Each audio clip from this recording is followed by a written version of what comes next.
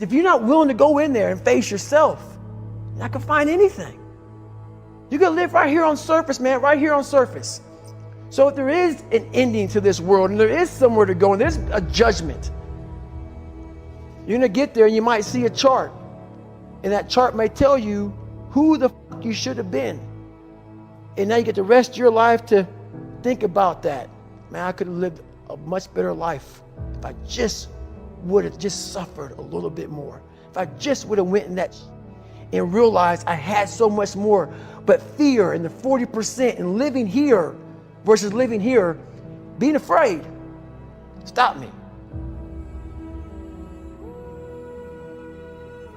Your biggest enemy, the most important conversation you will ever have in your life is the one you have with yourself. You wake up with it, you walk around with it, you go to bed with it. Eventually, you're going to act on it, whether you're good or bad. You have to. That's why the whole thing about this book I have is about you. It is about you. It's strictly about you finding who you are. So many people die, live 100 years, never fucking know who they are. Never know who they are. You have to look in that mirror and know there's so much more in here, man. Because I can literally right now be a 300-pound guy spraying for cockroaches still to this day if I did not look in that mirror and say, there has to be more to this. This can't be it.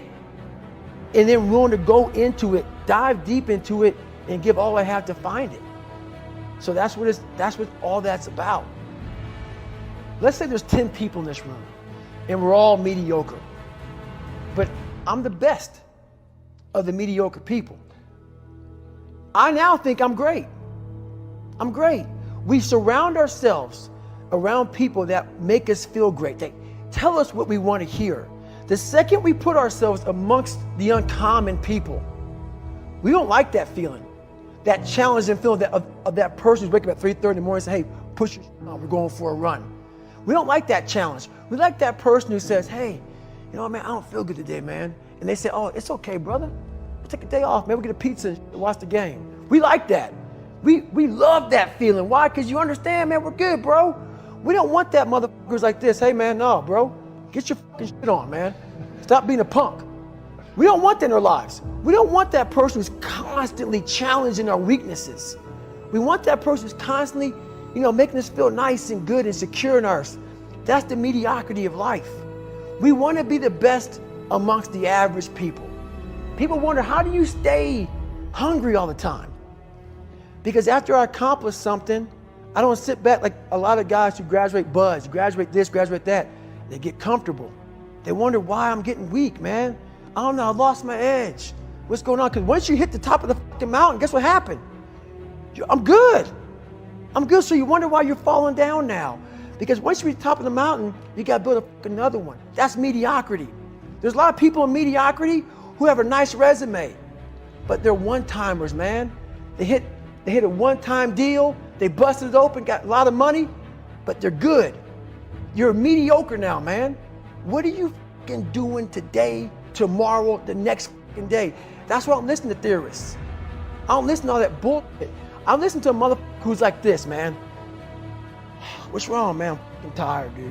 Why are you tired? Because tomorrow, I gotta do the fucking shit again, man. Whatever it is that made me fucking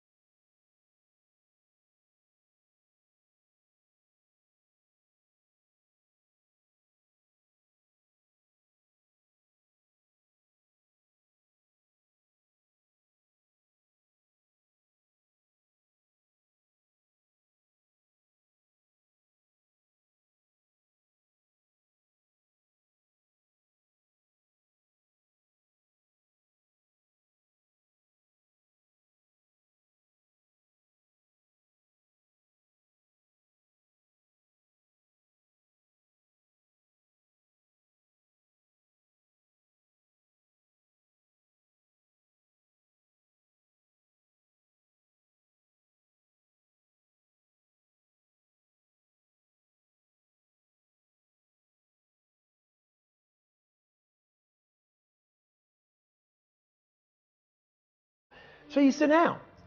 You have to figure out ways, and everybody's different. That's how the book kind of talks about, like we all have these things about, 5 steps to this and 4 steps to this. It's a lot more than that. That's all bullshit. It's a practice that you have to, it's a habit. So if you know that at 40% I'm feeling pain. At 40% I'm feeling pain. That's where the 40% rule kicks in. Now it starts. Okay, I'm feeling pain. My mind's saying all this to me. It's saying get out of here, run, flee. The fight or flight kicks in. Okay, we're done. We're not good enough. It starts telling you all these things. You start to believe it because the mind controls all. This is the time where you have to gain control back of your mind. It's okay. Let me see if I can go 45%. And once you start giving yourself more and more hope and start realizing, okay, the mind starts to be, okay, what are you doing? We're supposed to be going right and you're going left. You start then controlling your mind. Start finding more in yourself. And then it goes from 40% to a lot further than that. But that's the start of it though. Get to the spot where your mind is saying stop. Wherever that is, you got to get there first. And then that's when that starts to work for you. You got to control yourself in that moment.